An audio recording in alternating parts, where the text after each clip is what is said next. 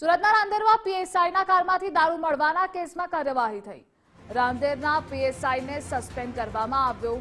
Police લખેલી પ્લેટવાળી કારમાંથી દારૂની bottle મળી હતી। પીએસઆઈનો બ્લડ અને યુરિન સેમ્પલ એફએસએલમાં મોકલાયું।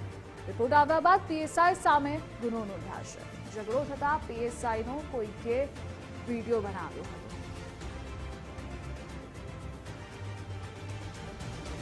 સંવાદદાતા રાકેશ જોડાયા છે। રાકેશ, આ પીએસઆઈ સામે શું પગલાં?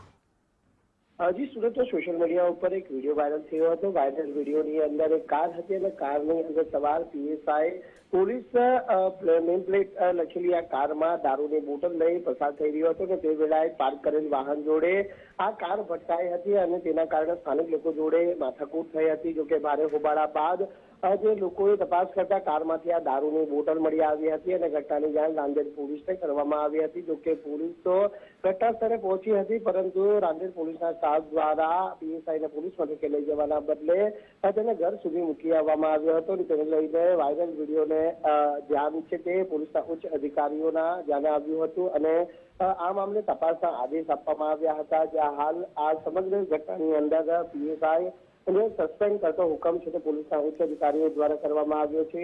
મહત્વની વાત છે કે રાંદેર પોલીસ મથક વિસ્તારમાં હિદાયતનગર પોલીસ ચોકી આવેલ છે અને ચોકીમાં ફરજ બજાવતા પીએસઆઈ દારૂની બોટલ સાથે જે કારમાં મળી આવ્યા હતા તેને લઈને આ વિવાદ વકર્યો હતો। જોકે હાલ પીએસઆઈ ના જે જરૂરી નમૂના લઈ અને પૃથ્થકરણ માટે મોકલવામાં આવ્યા છે, જેનો રિપોર્ટ આવ્યા બાદ પીએસઆઈ સામે ગુનો પણ નોંધાઈ શકે છે। એટલે પોલીસની છબી કઢાવવાનું જે કાર્ય છે તે પીએસઆઈ દ્વારા કરવામાં આવ્યું છે અને તેને લઈ આ શિક્ષાત્મક કાર્યવાહી છે તે હાલ સસ્પેન્ડનો ઓર્ડર કરી કરવામાં આવી છે। તે જોવાનું એ રહે છે કે આગામી દિવસોમાં પીએસઆઈ સામે કઈ રીતનો ગુનો નોંધી કાર્યવાહી કરવામાં આવે છે।